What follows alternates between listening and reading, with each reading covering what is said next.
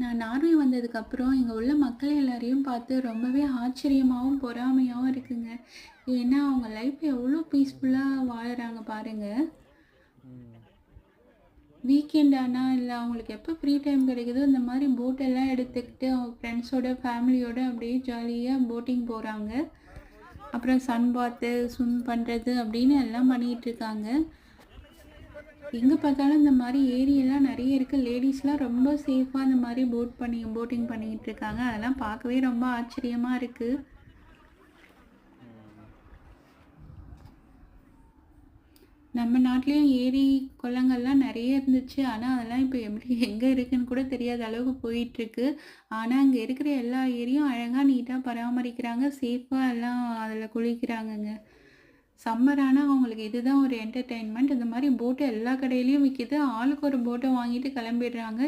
இந்த மாதிரி ஏரியில் தான் இவங்கள மேக்ஸிமம் பார்க்க முடியுது.